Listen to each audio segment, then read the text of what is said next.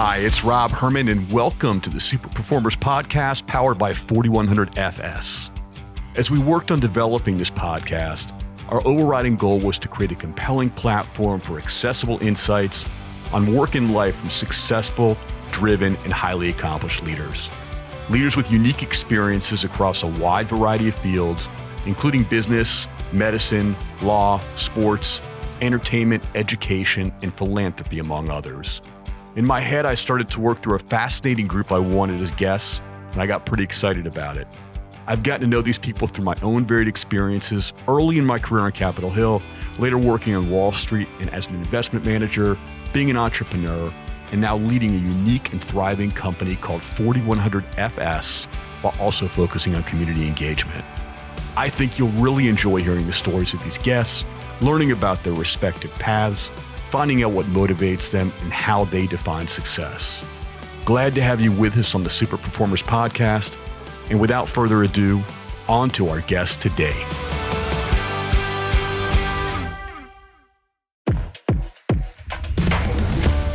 Our guest today on the Super Performers Podcast is Gary Henson. Gary is a founding managing partner of 503 Capital Partners, and his prior experience includes serving in similar roles at Mariner Holdings, Montage Investments, and Tortoise Capital Advisors. Gary was the 17th employee at Mariner Wealth Advisors and formerly its president and chief investment officer.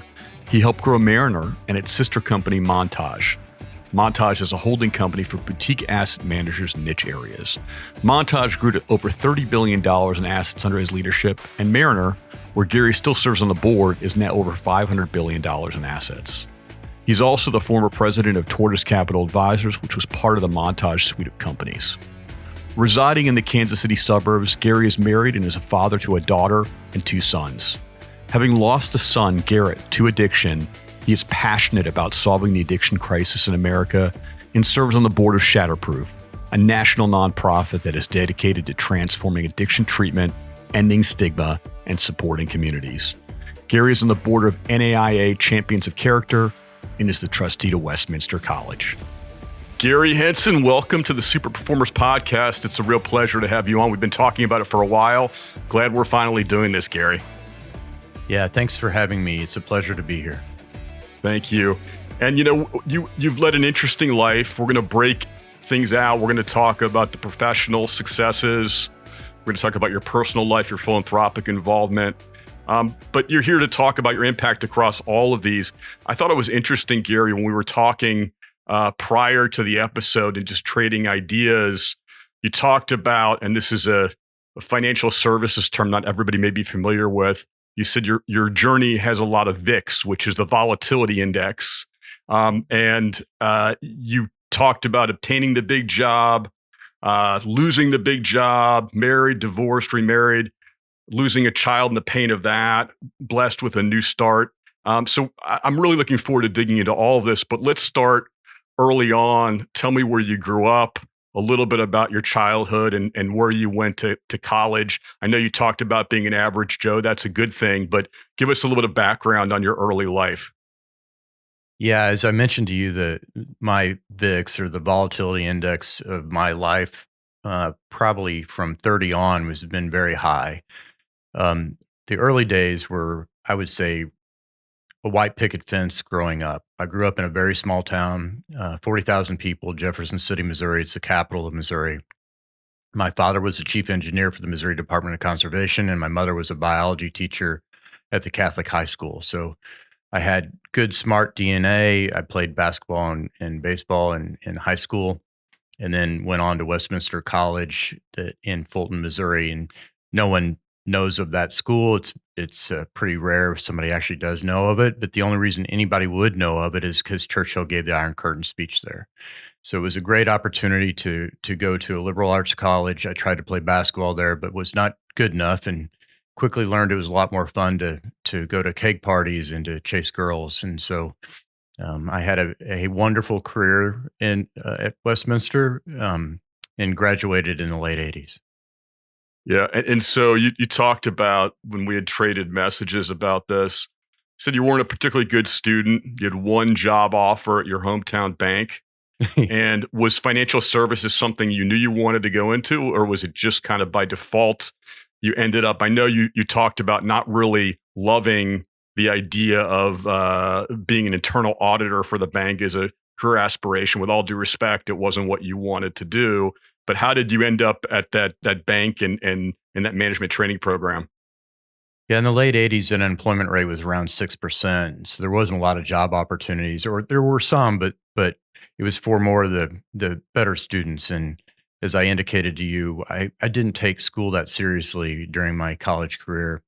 In fact, when I was in the placement office working on my resume, the placement uh, registrar looked at me and said, um, in your left hand is your ACT, and in my right hand is your grade point average." And she looked at me and said, "What the hell happened?" So there was a little disconnect between those two. Well, you Regardless, I should only talk. had one job offer out of school and went back to my hometown of Jefferson City and worked at the regional bank there. It's actually a fairly large institution. It's over 20 billion now. And it's privately held. And their management training program was to start you out as an internal auditor, which I was horrible at. Yeah, well, it seems like you found your focus pretty quickly after that, moving into investments. I will mention with your career guidance counselor that looked at your ACTs and your grade point average, should point out to her these days that you've done some good things. We'll have to give her a call after this podcast episode. But the reality of it is that you found pretty quickly, which is kind of a blessing to find, that your investment role that you took on after that was something you really enjoyed and in fact thrived in. Can you kind of remember that moment when you realized this was a fit and why it was a fit? I do. So there was an opportunity within the bank to move into the investment area, and I did. And the the supervisor, the boss of that particular area, had a pretty intense reputation. His name was Don Perdue, and as I got to know Don and worked for him for a while, he was probably one of the best things that ever occurred to me. He was an ex-Vietnam vet, and when I say Vietnam vet, he was frontline Vietnam vet. So his intensity level was a different level. And what happened to me is that that kid that probably didn't care that much about being studious, et cetera, was also pretty competitive. And Don forced that competitive nature out of me. And I quickly rose through the ranks of that particular organization and ended up being head of that trading desk. And it was a fantastic experience. And then you proved yourself pretty quickly there, left to run money for an insurance company, but you moved to a small town, Manhattan, Kansas. And that experience of moving to you weren't unaware of what it was like to live in a small town, but a Right. transition, I imagine, was a big one. It was a significant transition. The problem with the regional banks, or at least in the Midwest, is they did not pay very well. So even though I made the move up to the head of the trading desk, I think I started. You'll laugh at this. I think I started at $19,000 a year, and when I left as head of that trading desk, and by the way, I should say that there's lots of insurance companies that are domiciled in the state of Missouri, and when those insurance companies when they went bankrupt, those assets were retained by that bank. So at the age of 25 or 26, I was managing 4 billion in fixed income Wow. and really honestly didn't know what I was doing, but was learning as I went. And so the opportunity set was fantastic, but the pay was horrible. So I took that insurance experience and I went to an insurance company in Manhattan, Kansas, another very small town. And yes, it was a different experience for me, a rougher experience for me. Yeah. Well, two notes. First of all, if it makes you feel any better, I left a job very early in my career, in my early 20s, and took a job. It was a lifetime ago, a different life, different lifetime. But I took a job on a political campaign of somebody that was a friend of mine who was running for Congress, $1,000 a month, but free rent. The only problem with the free rent was the house had not really been moved into yet, so there was no utilities that had been set up. So I feel your pain. It's no fun to make a small Yeah, no amount of money. utilities is a bad thing. Yeah, but to that point, and for the audience, uh, they should know that you've been extremely generous in wanting to share not only your professional career but also your personal life and some of the things that have happened to you, which I think is going to be really impactful as it unfolds and hearing about your life. But you were very open that it was a really tough time because your wife left you and your young son at the time, and you were a single dad for 9+ years.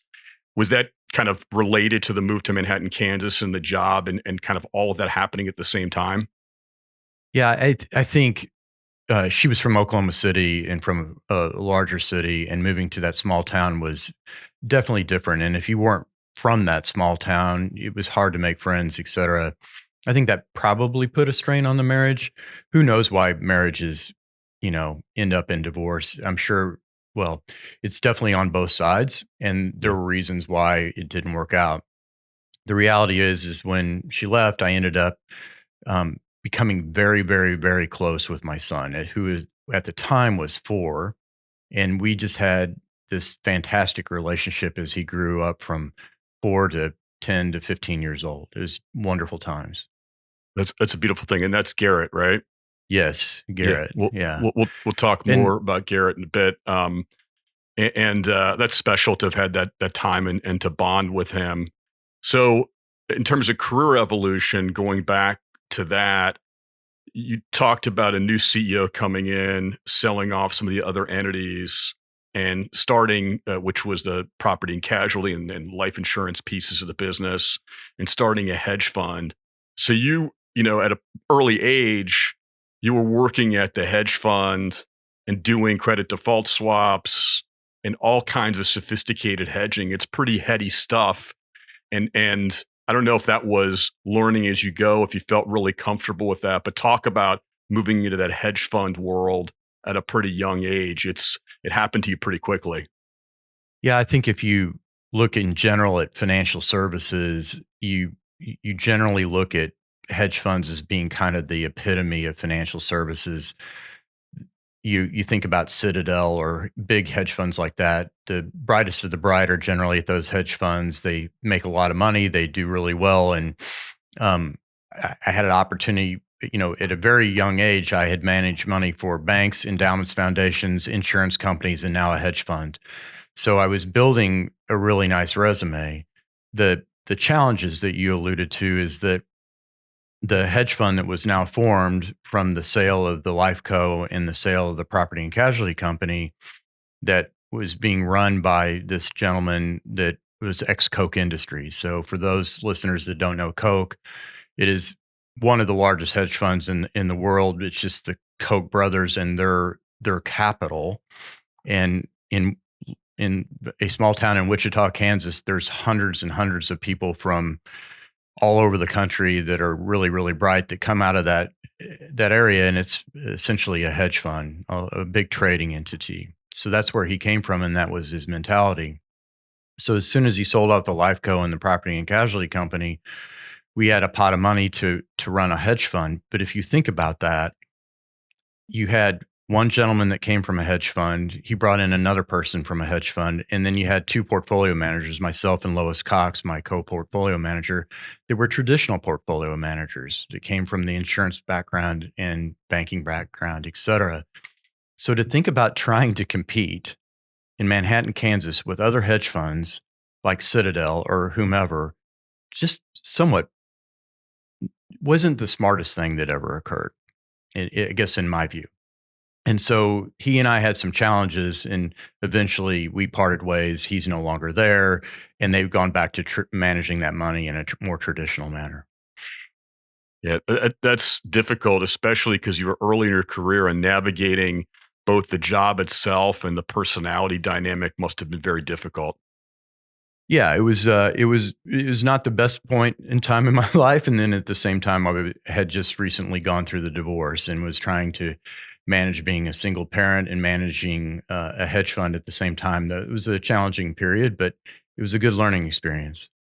Yeah, it's interesting. I think that what you said about, you know, being in Manhattan, Kansas and trying to compete with other players at that point in time was difficult. I'm thinking about where we are now and trying to get an information edge or a strategy edge is so complicated, which will take us when we talk about your current endeavor.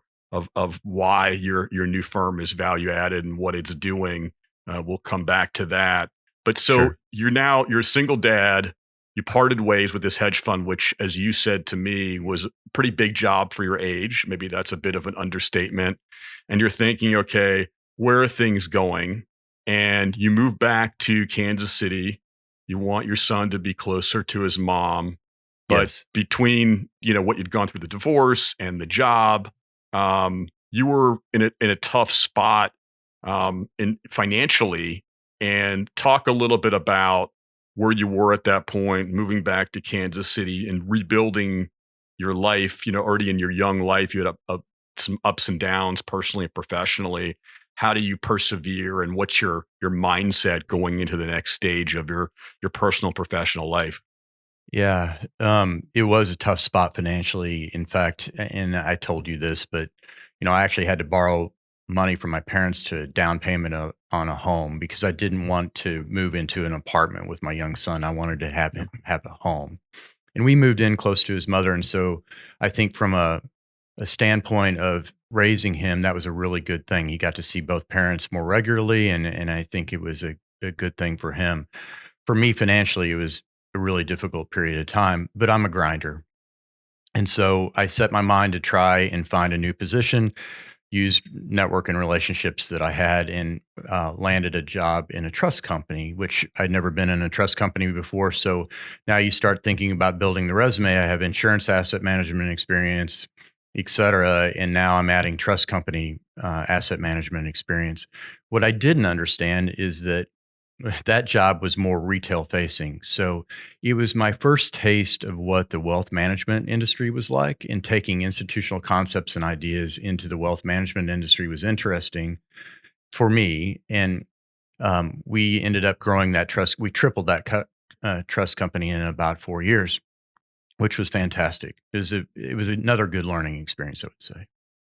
Yeah, absolutely. A lot of success there. It's interesting. In some ways, we have parallel journeys professionally because I had been on the buy side as an asset management person and didn't know really much about registered investment advisors, RIAs, and how the whole world fit together. And so in some ways, I think I can absolutely relate to what you're talking about. It's eye opening what that registered investment advisory or investment advisory more broadly, that space looks like retail versus more institutional, and a lot of facets to that. But how did you were you able to grow that trust company and build credibility so quickly? Because tripling the size is no small feat. And then we're going to talk about what that led to, but that's a pretty massive growth in a short period of time. What was the underlying growth piece of that? I would say we were early adopters of the exchange traded fund model. Um, if you think about that early 2000s period, there was a lot of volatility in the stock market. And I would say traditional trust companies ran portfolios with the generals, is how I always called it. So they had General Mills, they had General Electric, they had every single general company, and basically it was a closet index fund, at least in my view, it was. And then they would charge 100 basis points or whatever for that model. We were quick adopters of exchange traded funds, thinking it was a better model, lower fees, et cetera. And then we could get better exposure. And if you believe, like I believe, that generally your asset allocation drives most of your returns, we were able to quickly choose various asset allocations and rotate that model. And that model had really nice performance during a very volatile time. Yeah.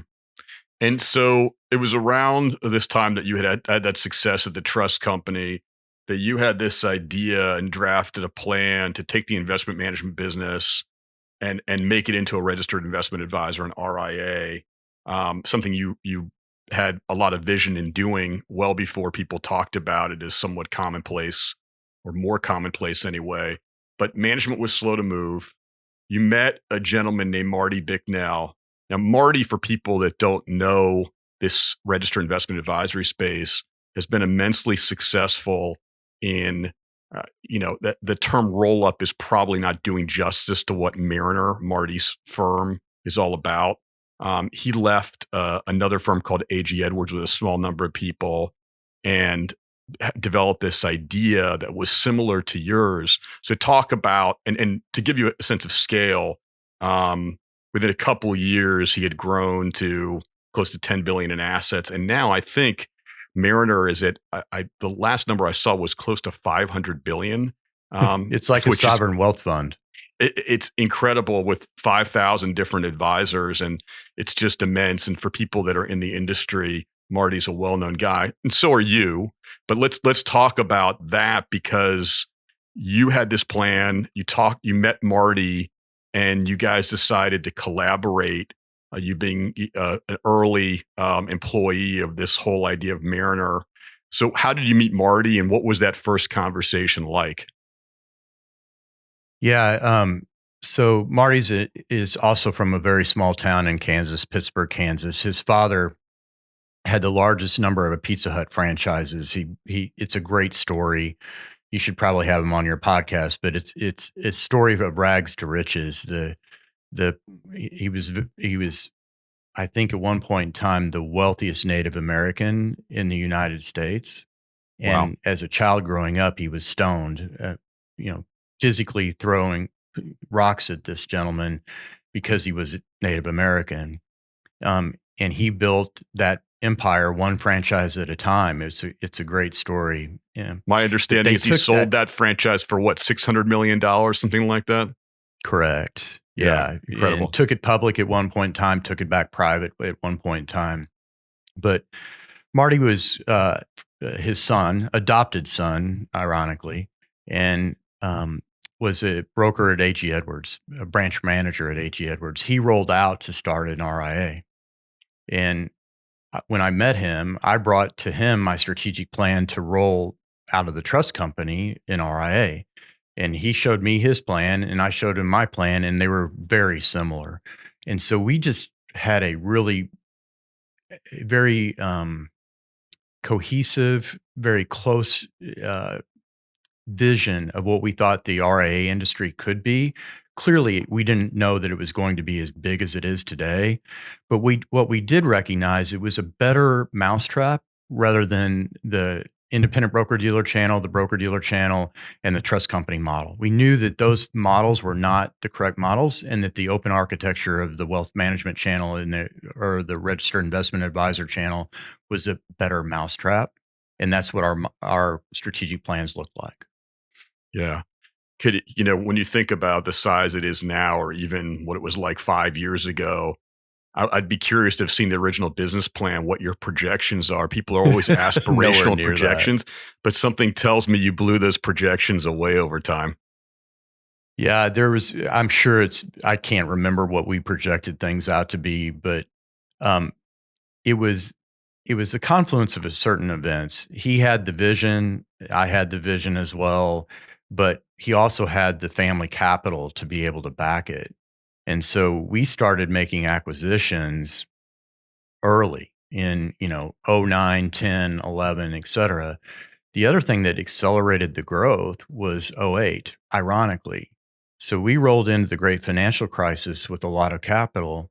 And because of that, we were a liquidity provider when a lot of people needed liquidity. And so we started two entities. We had Mariner Wealth Advisors, but then the other entity that we started is with Montage Investments, which was an asset management holding company. Yeah. So you were president and chief investment officer, um, working alongside Marty Bicknell and the whole Mariner idea with Mariner Wealth Advisors. But Montage is an interesting story. That's where we first met, Yes. a decade plus ago. And as you said, despite the fact of having the capital during the financial crisis, you were looking at asset managers, and that is a gutsy thing to do because the world is in an unstable place. You were buying some esoteric asset managers, as I recall, along the way, and you grew Montage, ultimately leading Montage, having the foresight to buy firms during the financial crisis and the aftermath of the financial crisis, and grew that to 30 billion. At that point, were you kind of balancing? You were pretty much focused on Montage, but were you balancing that idea of organic and inorganic growth? And how do you, I know a lot of people in business, that have a balance sheet think about what's the right way to grow, and how are you thinking about that both during the financial crisis and then afterwards? There's a woman at TA Associates that I met, private equity firm, and I think she said it to me the best. If you can grow organically, that gives you the license to grow inorganically.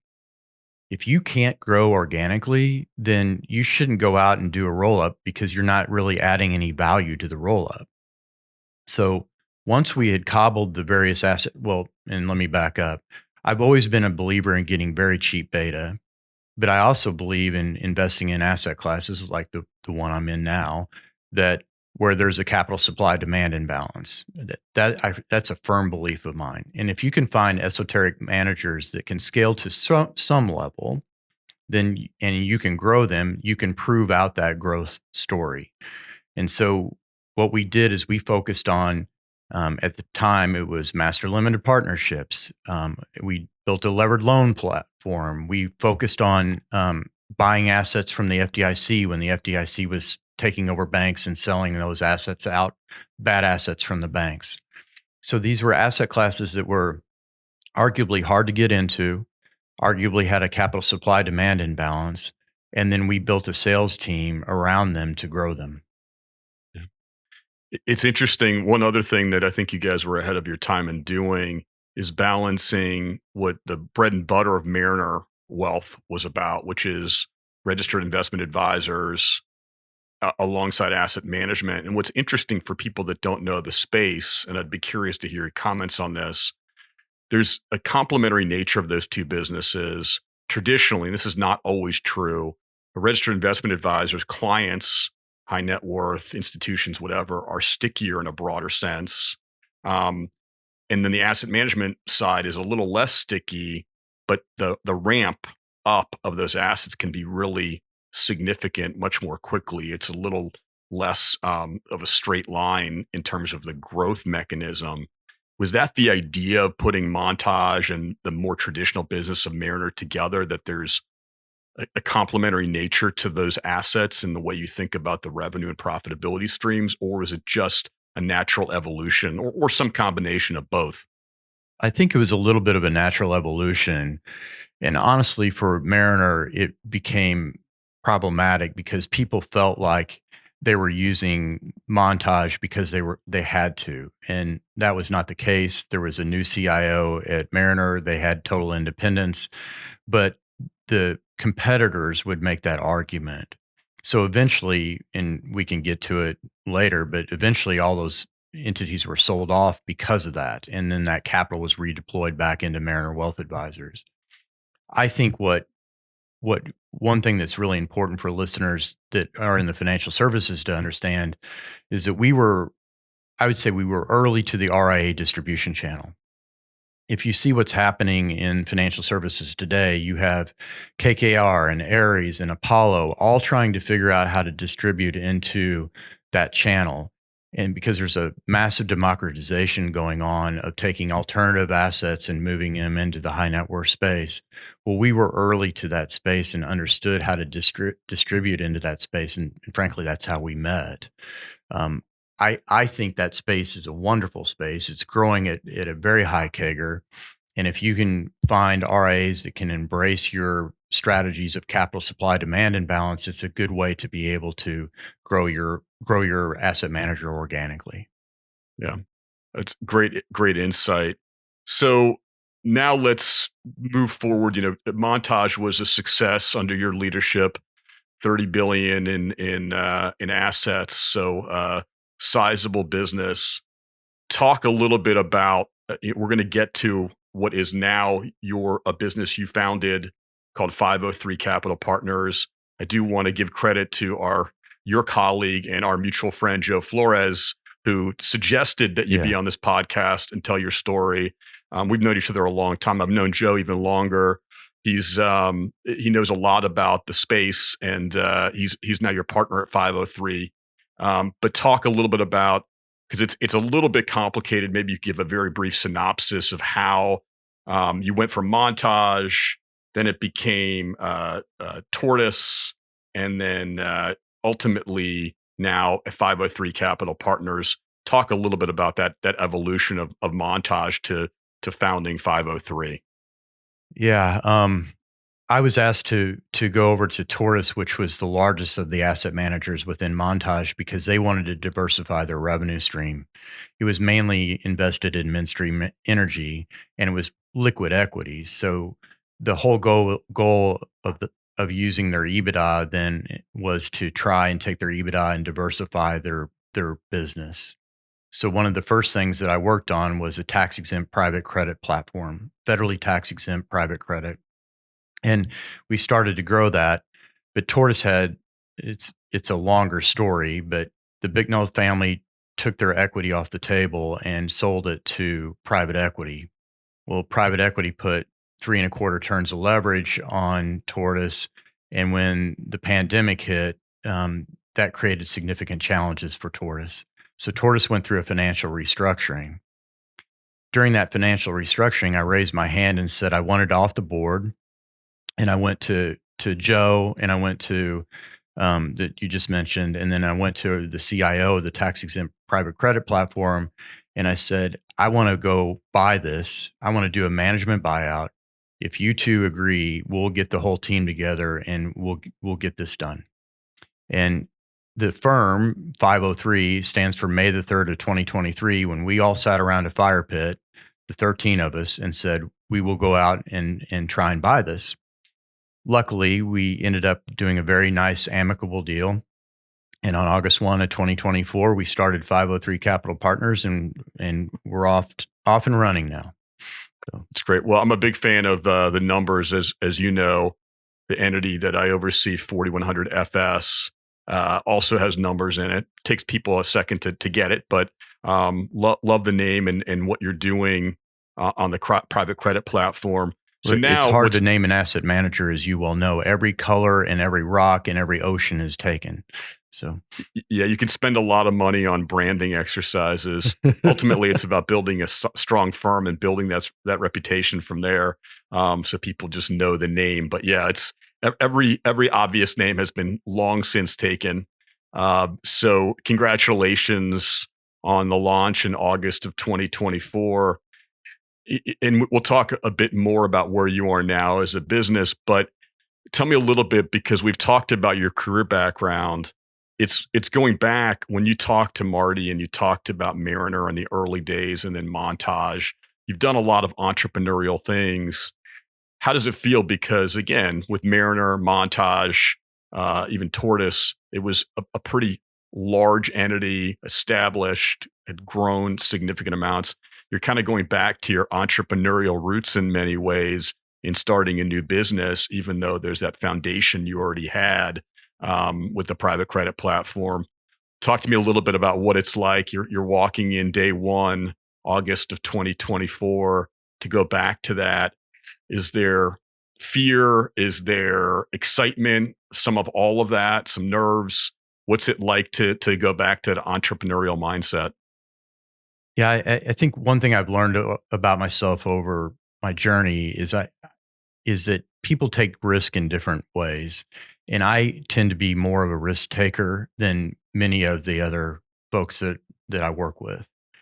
So part of the biggest challenge for me was to convince the other 13 people that here's the vision, here's what we can be, and how do I get you there? Because I feel like I can generally see that. What's really cool is that it's all coming to fruition now. They're seeing, I said, we'll hit this by this date, we'll do this by this date, and we're executing on that plan. So that is really fun. The other thing that I really like about it is we're down to 13 people. And you know as well as I do that in the asset management and wealth management space, there's some egos. Well, this is a egoless, if that's a word. I don't even know if that's a word, but there's not a lot of egos walking in the door today. So it should be if it's not. Yeah. Thank you. Well, I know Joe well enough to know that, kind of he has that mindset of building. And I know you guys are a great fit. Hopefully the rest of your team has that same mindset, but it's a gut check, people supporting families and thinking about things that we talked a little bit about before, the stress of that. but it's exciting. And I know from talking to you, the business has already proven to be successful. I know you have a long road ahead of you in building it, but already have reached into that need and the demand for the private credit platform. What where do you kind of look at it? You're you know pretty early into this. Where do you want to be in a couple years with this? And you're hitting your stride now. What's the goal? Do you want it to grow in a scale and size of earlier successes in your career? What's the win here? Yeah. So, as I said earlier, I'm a believer in being in spaces where there's a capital supply demand imbalance. And Rob, as you know, but your listeners don't, we lend to charter schools, senior living facilities, and waste transition facilities, and we are lower middle markets. So think of it as infrastructure lending that also can be done on a tax exempt financing basis. Very few people in the country do this. We cannot grow to infinity. In fact, today we're roughly 600 million in assets under management. My guess is we can get to a billion and a half to 2 billion. If we get to those levels, that's a great business. Most importantly, you can't grow infinitely because you're going to have to take lesser returns or take more credit risk. And if you don't provide a great client experience, they won't come back and re-up into your next fund and your next fund and your next fund. So we have to hit that sweet spot of growing enough that everybody here is feeling good about the company, while at the same time making sure that our returns to our investors are rock solid. Yeah, absolutely. And so the idea is stay focused on what you're doing. Obviously, you tapped into something that has a lot of demand because of the risk return profile. It's somewhat unique in terms of what you're doing. You're not looking to grow in 10 different directions. You're looking to stay No, focused on what you're doing. I think the That other brings, thing sorry, go ahead. Rob, go ahead. No, please.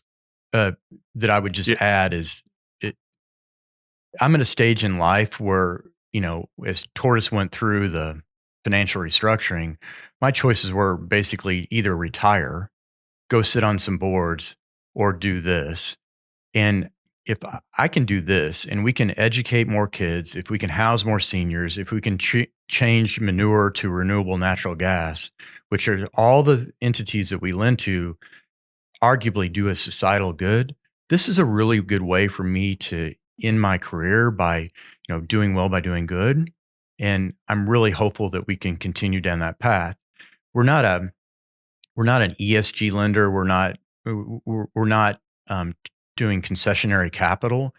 We're here to make a return for our investors. But the byproduct of that is that we're educating a lot of children, we're housing a lot of seniors, and we're reducing our methane footprint. Yeah. So important that you took the words out of my mouth. Doing well by doing good. Not always possible, but in this case, what you're describing is very much along those lines.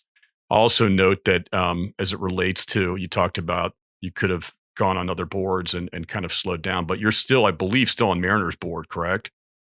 I am. I'm the independent director on Mariners board, which has been fascinating to watch. Newberger Berman is private equity behind Mariner, and then also Leonard Green Partners.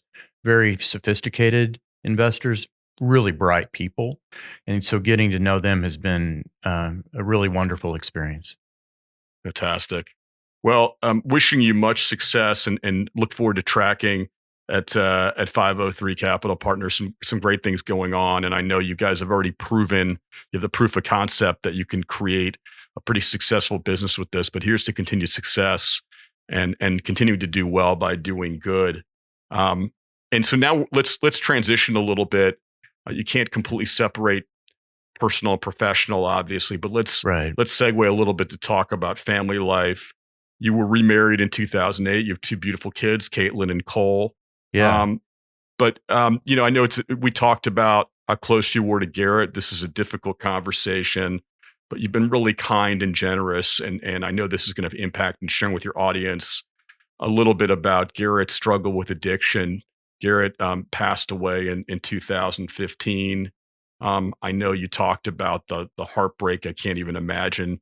You subsequently took a 6 month sabbatical and kind of harnessed your attention towards Shatterproof, an organization that fights addiction. Um, Tell me a little bit about Garrett. He'd be 30 now, as you told me. I know it's an incredibly difficult conversation, but talk to me a little bit about Garrett. I know how close you guys were, and I want to hear about him. Yeah. It is a hard conversation, but it's a necessary conversation. So, if I go off and deviate or tear up or whatever, my apologies. No, So, not at all. And again, I just want to say thank you for your willingness to share this. I have to say, I'm incredibly impressed with how generous you were and how open you were in the lead up to this podcast. So, emotion is part of it. It can't be sure. separated out. So please go ahead. Right. So, at 14, so I was single parent for a long period of time. He and I were really close. We traveled together all the time. And by travel together, I meant fishing in Canada, hiking in the Tetons, things like that, that were one-on-one experiences that we did just the two of us. Um, and so we were really close. At 14, you started to see the challenges associated with high school a little earlier than I thought we would, but I thought they were just normal challenges. The risk-taking behavior of, drugs and alcohol. But what I didn't understand is how severe it was, and then in addition to that, what I didn't understand is that it had gone down a much more difficult path. So early, when he was 14, I caught him with pot, grounded him, did all the things, paying attention to his grades, seeing if I see grade deterioration, all those different things that you would expect in somebody that's going down a really negative path. But his grades never deviated, and he had a pretty good friend group. So I thought it was just normal risk taking behavior that most people do when they're in high school. What I didn't know, as I said, is it had gone down a worse path, and he started, unbeknownst to me, doing benzodiazepines, which is Xanax, and then opioids. So think Percocet, things like that, OxyContin, and that that started probably. My guess is sometime in his junior year. We made it through high school, and he went to Colorado State on a scholarship, had a really nice scholarship, still had very good grades, and had a really high ACT. So was able to get there. I thought I had him to the point, okay, we're in college now, we're going to kind of get this experience better. And again, by the way, I didn't really understand that he was doing that other stuff. It was unknown to me. So long story short, he flunks out of Colorado State. I bring him back home, but I have the two little kids in the house now. And so I have a kid that is having addiction issues with two little kids. It wasn't working. And so I got him an apartment. I got him a job with a good buddy of mine. My buddy calls me Brad, and I'm forever grateful for this. Brad calls me and says, "Hey, he's doing construction for me. Some days he shows up and he does really, really well. And some days he's not even there. He's like not functioning." So at this juncture, I knew I had a serious problem. And so I sent him to rehab. He went to rehab for 9 months. And by the way, that was a massively difficult conversation to have with your child. Yeah. And basically having to talk to an addict about going to rehab is like the last thing that they want to do. They think they're fine. They don't think there's an issue. But I told him I would cut him off from the family, not financially. Told him I'd cut him off from the family if he didn't go. Which is, I mean, a heartbreaking conversation that I know you don't want to have. It's always so hard to even discipline your children, but to have a conversation like that must be incredibly hard. No, because the last thing I want to do is cut him off. Like I Yeah. wanted him around. He was still fun. He was sweet. He was never vindictive or mean or any of those issues. It's just he was messed up. Yeah. And so, anyway, he went to 9 months of rehab. I visited him multiple times. It was nice to see him lucid. It was nice to see him be able to have a conversation. Um, it was back to being normal. That what they don't tell you when you send your loved one to rehab is that when they get out is the most vulnerable time that they have. And the reason it's real simple, and I should have understood it. I'm a CFA, right? I'm supposed to be an analyst. I'm supposed to study stuff. I should have studied this. That's the one regret that I have. Everybody asks me if I have regrets. It's that I didn't study it in depth like I do, the private credit markets. But it is it is very simple to understand. If you drink 10 cups of coffee a day and then you quit for 30 days and then or 9 months in his case, and then you have 1 cup of coffee, you're probably wired as much as you were on the 10 cups of coffee 9 months prior. So when he got out of rehab, he and his roommate went down from the mountains. They were in Carbondale, Colorado. They went down to the mountains. You can see it on the map of his cell phone. He went to Fort Collins, he went to Denver, he went to Boulder, and then came back up to the mountains. And then they partied all night long, and his roommate found him on the balcony the next day at 2:30 in the afternoon. He had slept that long that anyway. So his roommate comes out and finds him passed away on the balcony. It's heartbreaking, and I know, you ask yourself what you could have done differently. I also know from everything you've said and everything I know about you, you're a loving dad and you're doing your best. I don't know that there's more you can do. You can always second guess things, but how incredibly difficult. And I know you talked about the aftermath of that to me, and took a 6-month sabbatical. Obviously the darkest period of your life. But I think that what you've done now with Shatterproof and trying to use, your experiences in losing Garrett, who, by the way, sounds like he was a wonderful kid, and so sorry that all of this happened, and that Garrett didn't have the chance to grow old. But you're harnessing that for a lot of good things. And even me learning more about your involvement, your board member of Shatterproof, you got involved, it sounds like, pretty quickly. And I just looking at their website and learning a little bit more about them, it opened my eyes to the idea of addiction.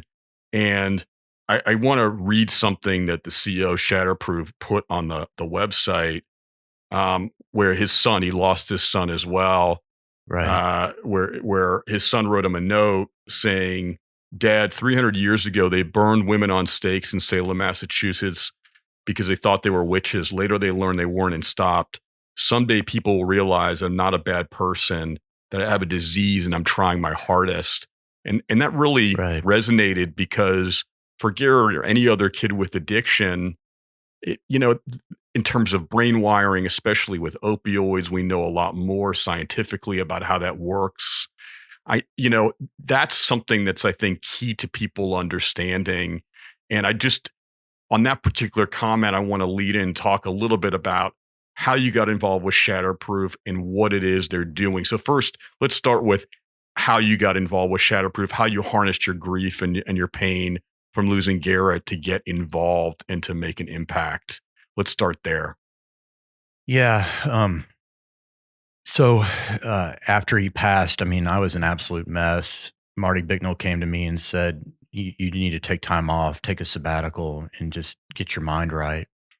So I started to try and figure out, and studying the issues, and come up with, like, can I build my own foundation? And so people were trying to bring me, cookies and baked goods, and they were being wonderful and nice, but I told them I didn't need any of that stuff. And so we started a donor advised fund. Actually, Marty put the first capital in, and then the floodgates opened, and we raised, I think it was I think my goal was $250,000, and we were $34,717 shy of that goal. And I opened up the mail one day, and this is a true story. I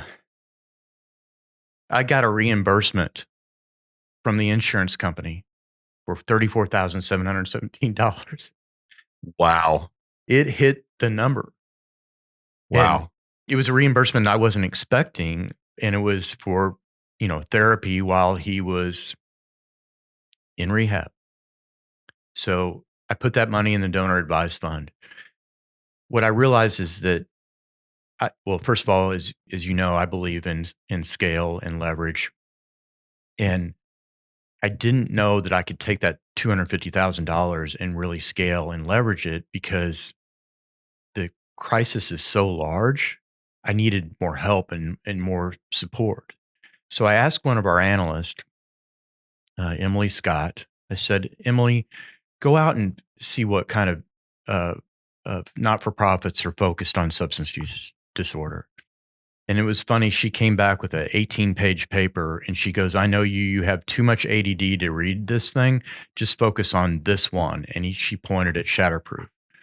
And I immediately called Gary Mendel. I stalked him and said, I want to collapse my foundation into yours and I want a seat on the board. And he said, you can collapse the foundation into ours. If that's what you want to do to honor your son, then you should do that. But you can't have a seat on the board without being interviewed and go through our vetting process. I was like, hallelujah. He's actually running it like a business. He's thinking about it, not just about the money. He's thinking about, am I Right. going to add value to the overall organization? And I've been on the board since 2015. How how has your involvement evolved? And that's great to hear because we had an earlier guest, Moira Weir, who talked a lot about, and you were kind enough to listen to some of those podcasts, but she came at it from a background. She had been in the for-profit world. And her point was every not-for-profit should be run like a business for credibility, and they should be viewed seriously with that lens. And so what you're Yes. saying resonates. And I know the way you're kind of set up to operate, and that's what you want. You want a board where it's impactful, and Shatterproof's obviously making a difference. So where has your board focus been, kind of, and more broadly with the organization? Talk a little bit about your involvement, but also the broader mission of Shatterproof as well. Yeah. So you said something earlier that really resonated with me and hopefully resonates with your audience. And it's talking about addiction as a disease. And I think the stats are something like 75% of the people in the United States don't believe that addiction is a disease. The reality is that my son did the exact same thing that four other boys that I am still very close with, and we go hiking together every year to honor Garrett. They did the same thing he did. The same, maybe not as severe. I don't know all the details, but I know that they drank and smoked pot, and they just didn't go down that path. Well, some people are more genetically wired towards addiction, and others are not. And then once those chemicals in the brain get changed, you're full on disease and need to be treated like it's a disease. So I appreciate you bringing that up. So one of the pillars of Shatterproof is to change the stigma associated with substance use disorder. And we are going down that path of trying to change that stigma. And if you look at any significant movement from women's right to vote to LGBTQ to whatever movement you see, until you change the stigma, you can't really affect significant change. Yeah.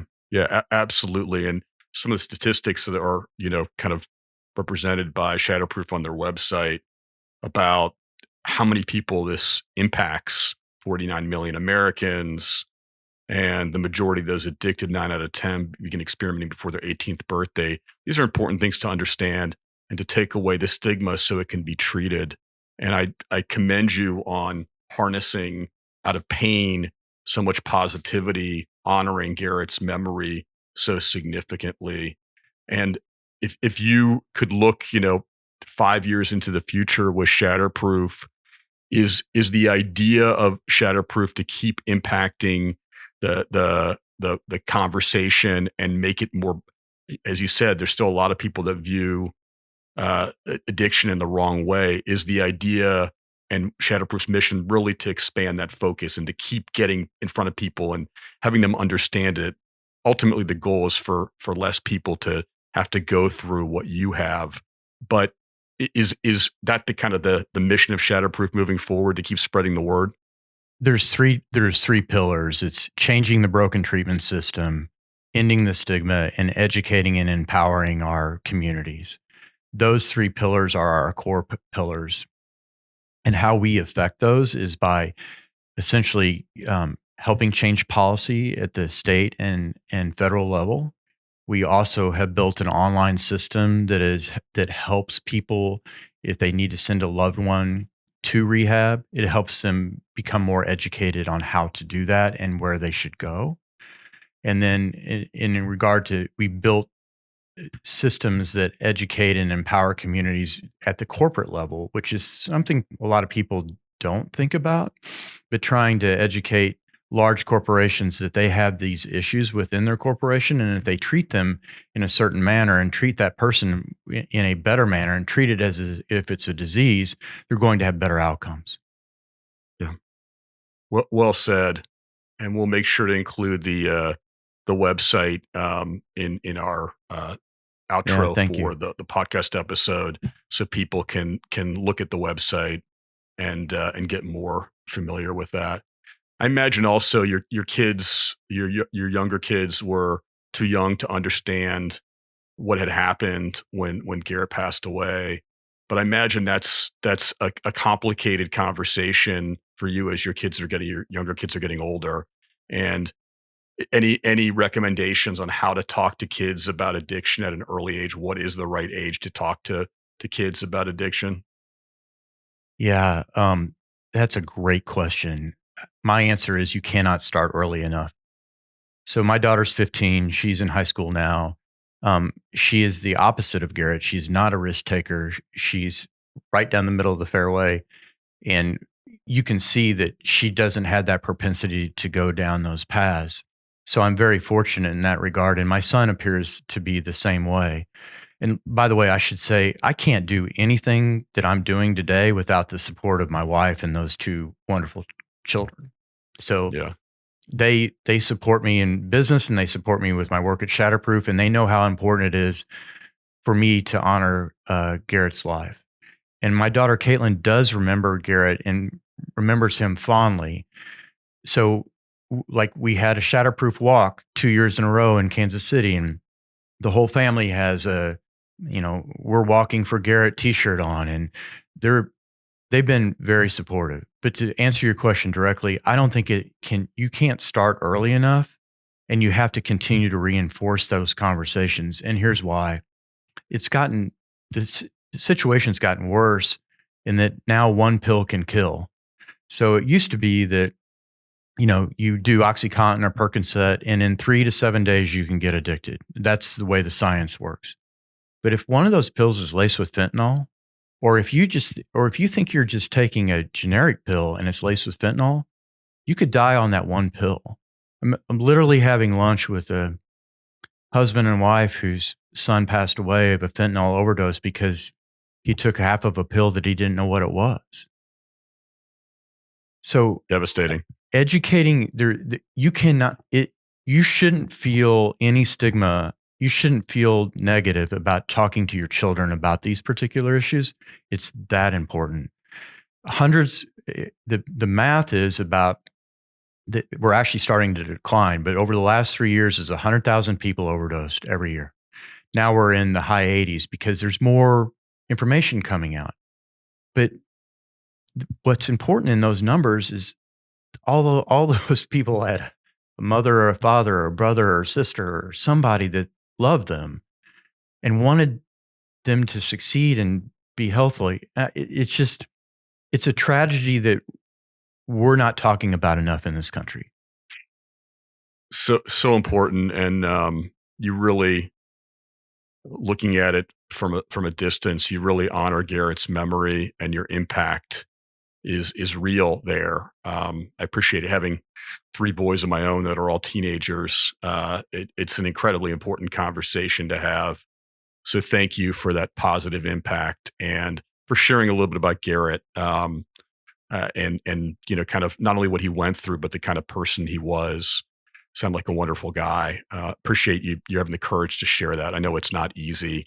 I'm also Thank you. glad, Gary, that you have a a partner, a spouse, your wife, and two beautiful children there to support you. And I you know, I hope they support you also. One of the things you mentioned to me is that you still play basketball, or as you call it, dad skitball. Yes, I do. So, you're still trying to hit the three and, banging it up in the paint. At a later point, we could probably do a whole episode on the state of youth sports today, which is a whole different conversation, a lighter conversation, but it's a whole different thing than when we were growing up, for sure. Right. Definitely. Yeah. So, Gary, hearing about your professional successes and now your new launch of 503 Capital Partners, hearing about Shatterproof Thank and you. all the things you're doing well by doing good on the professional side. On the personal side, your philanthropic involvement that's very personal to you is making a difference. So what a great conversation to have and to go through things. Really appreciate you joining us and the transparency in the conversation and your willingness to be open. Great conversation. Really enjoyed it. And I know the audience will get a lot out of it. So thanks for being on the Super Performers podcast. And I know you and I will talk soon regardless. Yeah, Rob, I can't thank you enough, Rob. I really enjoyed the conversation. Shatterproof is a national nonprofit organization dedicated to reversing the addiction crisis in the United States. Its mission is to increase access to recovery, prevention, and mental health resources for everyone who needs them. Learn more about Shatterproof at www.shatterproof.org. Thanks again for joining us on the Super Performers podcast today, powered by 4100 FS. I hope you not only enjoyed listening, but you found the insights thought-provoking and relevant. We'll be back soon with another episode of Super Performers, Insights from the Driven. This is Rob Herman. Bye for now.